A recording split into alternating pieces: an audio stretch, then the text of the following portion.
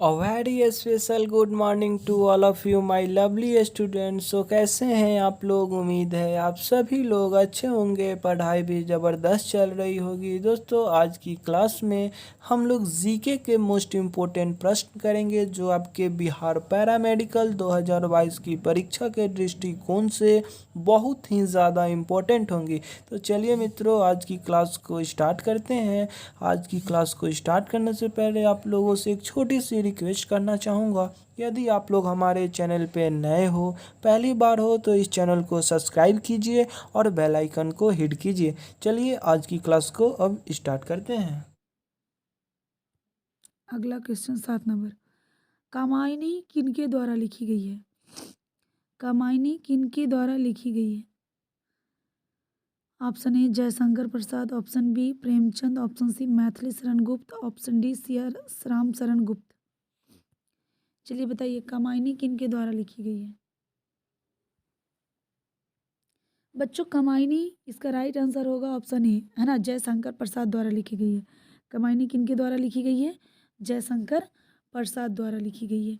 बच्चों कामायनी जो है ये छायावाद की प्रमुख ही एक कृति है ना। अब मैं आप लोग को बताई थी हिंदी की क्लास में कि छायावाद के प्रमुख 4 स्तंभ हैं, उसमें से एक कौन है? जयशंकर प्रसाद है ना। तो ये छायावाद की सबसे प्रमुख कृति है कामायनी। क्लियर है? कामायनी बच्चों इसकी रचना हुई थी लगभग 1936 ईस्वी में, है ना। ये पब्लिश्ड हुआ था 1936 ईस्वी में, है ना। कभी कभी पूछ देता है हिंदी में कामायनी क्या है, तो कामायनी एक महाकाव्य है बचना। क्या बच्चों? कामायनी एक महाकाव्य है। क्लियर है?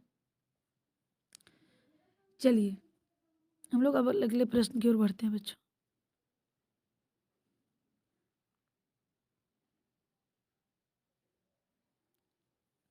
आवो जनजाति संबंधित है, प्रश्न संख्या 8।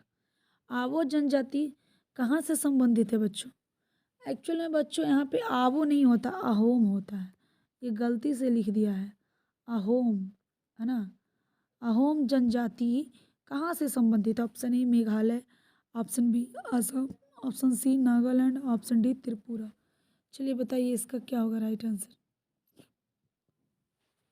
बच्चों इसका राइट आंसर होगा ऑप्शन नंबर बी, है ना। ऑप्शन नंबर बी आसाम से, है ना। आ से अहोम याद रखना है और आ से असम याद रखना है। क्लियर है? अहोम जनजाति जो है ये एक प्रकार के आदिवासी है ना। तो ये कहाँ पे रहते हैं? आसाम में रहते हैं। क्लियर है? बच्चों मेघालय किसके लिए फेमस है? गारो, खासी और जयंतिया। मेघालय में कौन सी जनजाति महत्वपूर्ण है? तो गारो, खासी और जयंतिया, है ना। ये जयंतिया की पहाड़ी की तरफ रहते हैं बच्चों। क्लियर है? नागालैंड का सबसे फेमस जनजाति कौन है? प्रसिद्ध जनजाति नागा जनजाति, है ना। त्रिपुरा का क्या है? त्रिपुरा में तो बहुत सारे हैं, लेकिन त्रिपुरा में बच्चों भील, भील बहुत ज़्यादा फेमस है। भील, भूटिया, है ना, चायल, चकमा, चायल, चकमा। क्लियर है? ये सब जो है त्रिपुरा राज्य से संबंधित है। ठीक है, चलिए अगले प्रश्न की ओर चलते हैं। चलिए अगला प्रश्न है बच्चों हमारा प्रश्न संख्या 9। विश्वनाथ आनंद कौन खेल खेलते थे? विश्वनाथ आनंद किस खेल के खिलाड़ी थे? Option A badminton, option C snooker, option C शतरंज और ऑप्शन डी ब्रिज। चलिए बताइए विश्वनाथ आनंद जो हैं किस खेल के खिलाड़ी थे? बच्चों मैं आप लोग को बता दूं कि विश्वनाथ आनंद शतरंज के खिलाड़ी थे। चेस, है ना, जिसको अंग्रेजी में बोलते हैं चेस, है ना। शतरंज के खिलाड़ी थे ये, है ना। और बच्चों ये जो विश्वनाथ आनंद थे, है ना, ये लगभग 24 महीने तक यानी 2 साल तक, है ना, पूरे विश्व के टॉपर खिलाड़ी में से एक रहे हैं। शतरंज के टॉपर खिलाड़ी नंबर 1 पर रहे। समझ में आया? 24 महीने तक लगभग 2 साल तक जो है ये पूरे विश्व में नंबर 1 के खिलाड़ी थे शतरंज के, है ना। और बच्चों इनसे एक बहुत ही मोस्ट इम्पॉर्टेंट करंट अफेयर निकल के बाहर उभरता है कि भारत में सबसे पहले, है ना, राजीव गांधी खेल पुरस्कार प्राप्त करने वाले व्यक्ति कौन थे? भारत में राजीव गांधी खेल रत्न पुरस्कार करने वाले खिलाड़ी कौन हैं? तो वो हैं विश्वनाथ आनंद, है ना। खेल के क्षेत्र में सबसे पहला जो ये राजीव गांधी खेल पुरस्कार मिलता है, ये सबसे पहली बार किसे मिला था?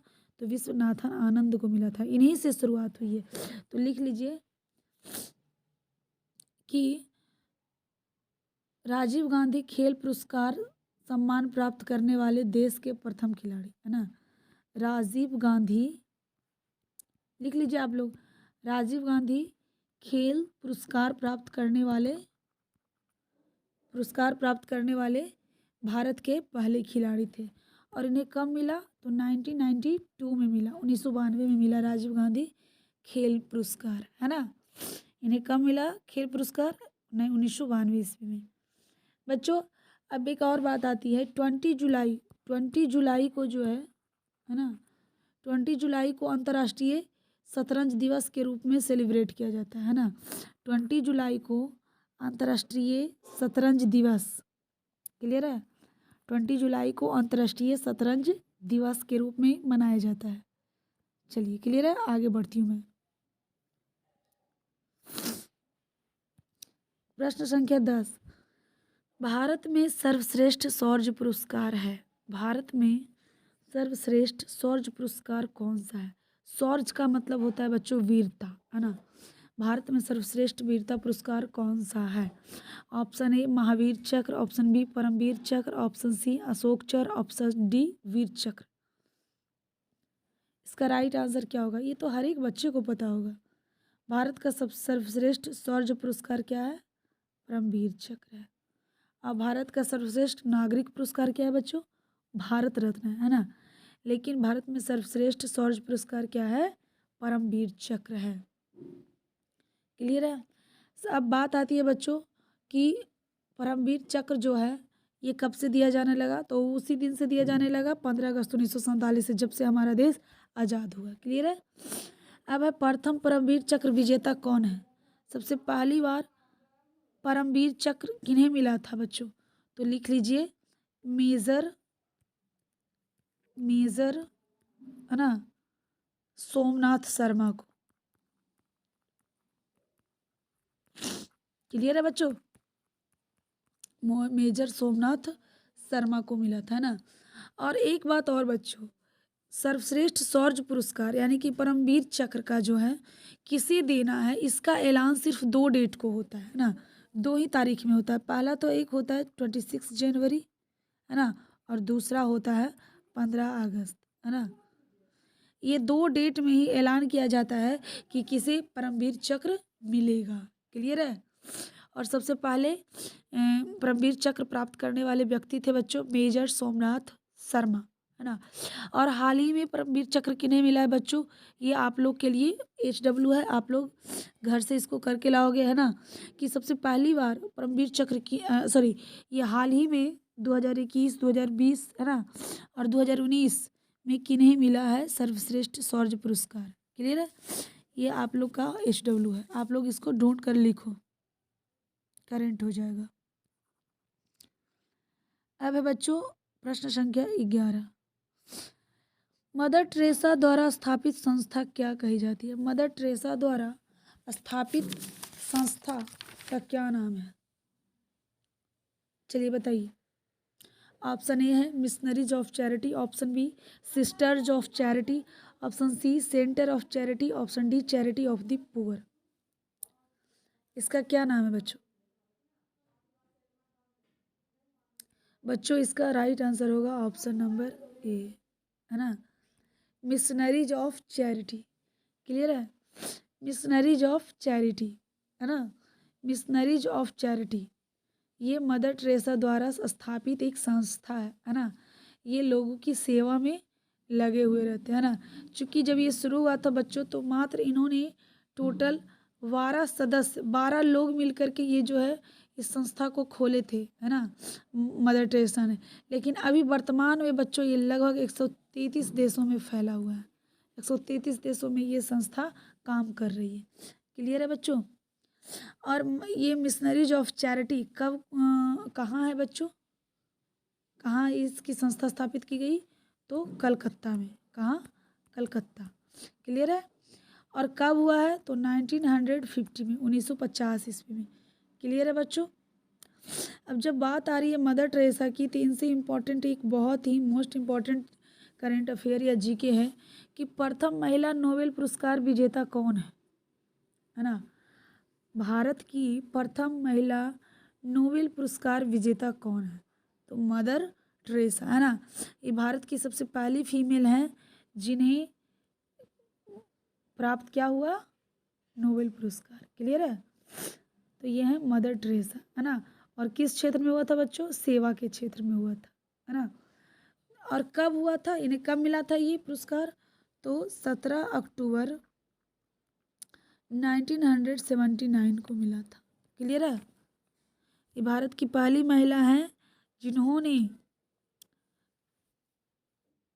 नोबेल पुरस्कार प्राप्त किया। क्लियर है। चलिए अगले प्रश्न की ओर बढ़ती हूँ मैं।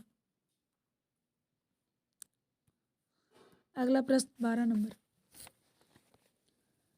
अगला प्रश्न बच्चों, भारत में पोखरण में अपना पहला परमाणु परीक्षण किस वर्ष किया था? भारत ने अपना पहला पोखरण परमाणु बम परीक्षण कब किया था?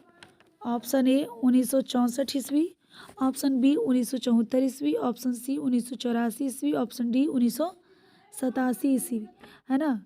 तो बताइए बच्चों, हमारा प्रश्न है भारत में पोखरण ने अपना पहला परमाणु परीक्षण किस वर्ष किया था, है ना। बच्चों ये प्रश्न जो है मैं आप लोग को रिपीट करा रही हूँ क्योंकि ये प्रश्न मैं पिछले क्लास में बता चुकी हूँ। ऑप्शन ए है 1964, ऑप्शन बी 1974, ऑप्शन सी है 1984 और ऑप्शन डी है 1987।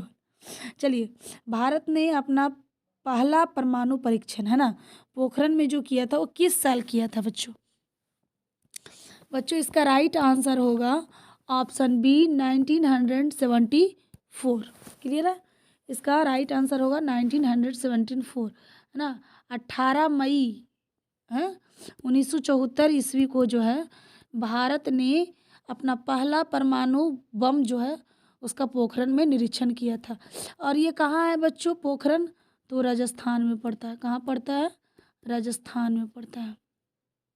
क्लियर है। अब बच्चों अब बात आती है कि पहला परमाणु परीक्षण का जो ऑपरेशन नाम था, तो ऑपरेशन नेम क्या था?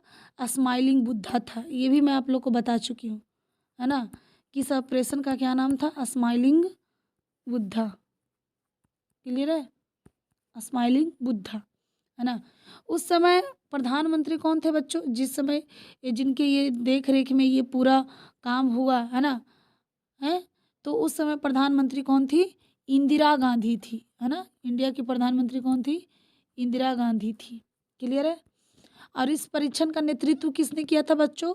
डॉक्टर एपीजे अब्दुल कलाम ने किया था, है ना। भारत के पूर्व राष्ट्रपति डॉक्टर एपीजे अब्दुल कलाम ने किया था। इस पूरे परीक्षण का नेतृत्व किया था, है ना। उन्हीं के देख रेख, उन्हीं के सानिध्य में ये चीज पूरा हुआ था। क्लियर है। चलिए अब हम लोग अगले प्रश्न की ओर बढ़ते हैं बच्चों। प्रश्न संख्या 13, है ना। प्रश्न संख्या 13, भारत में संघीय वित्त संबंध रखता है। भारत में संघीय वित्त संबंध रखता है ना। संघीय बजट जो है किससे संबंध रखता है? राज्यों के बीच वित्त से, राज्य एवं केंद्रों के बीच वित्त से, केंद्र एवं स्वशासित सरकारों के बीच वित्त से, या डी इनमें से कोई नहीं? चलिए बताइए इसका राइट आंसर क्या होगा बच्चों? इसका राइट आंसर होगा ऑप्शन नंबर वी, है ना। राज्य एवं केंद्र के बीच वित्त से, है ना। राज्य एवं केंद्र के बीच वित्त से, है ना। देखिए आप लोग को समझ में आ रहा होगा कि संघीय बजट जो पेश होता है बच्चों वर्ष में एक बार पेश होता है ना। और ये केंद्र सरकार, ये सांसद से लेकर के जो है केंद्र सरकार तक पारित होता है ना। और इसमें केंद्र जो है राज्यों के उसके कार्यों के लिए, है ना, और हर राज्य के अलग अलग कामों के लिए और उसके अलग अलग देश से जो है उसे क्या करती है? बजट पेश करती है ना, उसके लिए बजट राशि आवंटित करती है। क्लियर है? आवंटित करती है। क्लियर है बच्चों? आर्टिकल 112 के अनुसार है ना, सरकार को हर वित्त वर्ष की शुरुआत संसद में बजट पेश करना होता है। क्लियर है? वित्त वर्ष की अवधि कितना होता है जी? 1 अप्रैल से लेकर के 31 मार्च तक की होती है ना। वित्त वर्ष की अवधि कितनी होती है? 1 अप्रैल से लेकर अगले साल 31 मार्च तक होती है। क्लियर है? संसद में बजट पेश करना होता है। सबसे पहला मेन काम यही होता है बच्चों, है ना। हर एक साल सरकार को, है ना, कि ये पूरे साल का ब्यौरा आता है, फिर उसके बाद वो बजट पेश होता है ना। फिर वहाँ से पारित होकर के जब वो पास होता है तो वो केंद्र और राज्यों के बीच वो डिवाइड होता है, किस राज्य को कितना जाएगा, किस राज्य को कितना जाएगा, है ना। चलिए, क्लियर है? अब है प्रश्न संख्या 14। भूमि सुधार किस विषयों के अंतर्गत है? भूमि सुधार किस विषयों के अंतर्गत है? ऑप्शन ए संघ सूची, ऑप्शन बी समवर्ती सूची, ऑप्शन सी राज्य सूची, ऑप्शन डी इनमें से कोई नहीं। तो भूमि सुधार तो वही, ये तो आप लोग को सोचने की बात है ना, कि जब भूमि सुधार की बात कर रहा है ना, तो ये लैंड रिफॉर्म भी इसी में आता है। जी हाँ, तो ये जो बात है, ये हर एक राज्य की अलग अलग भूमि है ना जी। तो उसकी भूमि के लिए तो संघ का तो कोई व्यक्ति आएगा नहीं, है ना। और जब भी ये तो स्टेट का मैटर है, इसलिए ये किस में है बच्चों? इसका राइट आंसर होगा ऑप्शन सी, राज्य सूची, है ना। राज्य सूची में भूमि सुधार विषय आते हैं, संघ सूची समवर्ती सूची में नहीं आते, है ना। संघ सूची केंद्र सरकार के अधीन होता है, जबकि समवर्ती सूची में वे सारे मामले आते हैं जिस पर केंद्र सरकार और राज्य सरकार दोनों सरकार मिलकर काम करती है, और राज्य सूची सिर्फ राज्य सरकार के लिए होता है। क्लियर है? चलिए अगला प्रश्न बच्चों, अगला प्रश्न, प्रश्न संख्या 15। सेन वंश का संस्थापक है ना। सेन वंश का संस्थापक कौन है? Vijay Sen, option A Lakshman Sen, option C Ballal Sen, option D Vinay Sen. बताइए, सेन वंश का संस्थापक कौन है, कौन था? तो बच्चों इसका राइट आंसर होगा ऑप्शन ए, विजय सेन, है ना। इस वंश का संस्थापक कौन था? विजय सेन था। इसकी स्थापना कब हुई थी बच्चों? तो 1095 ईस्वी से 1096 ईस्वी के बीच हुई, है ना। ये सेन वंश, ये बच्चों ये साउथ में था, है ना। ये दक्षिण भारत का ये वंश है। क्लियर है? दक्षिण भारत का, है ना। ये लगभग भारत में, दक्षिण भारत में 600 वर्षों से अधिक तक इन लोगों ने राज किया था। क्लियर है? चलिए आज का यहीं तक बच्चों। अगर आज का सेशन अच्छा लगा हो, आप लोगों को पसंद आया हो, तो लाइक ज़रूर करिए, और जो भी प्रॉब्लम है बच्चों आप लोग कमेंट में शेयर ज़रूर करें, तभी मैं आप लोग की प्रॉब्लम को समझ पाऊँगी और उसको आगे सॉर्ट आउट कर पाऊँगी। इसलिए बच्चों आज के लिए यही, फिर मिलते हैं हम लोग नए वीडियो में नए कंटेंट के साथ, है ना।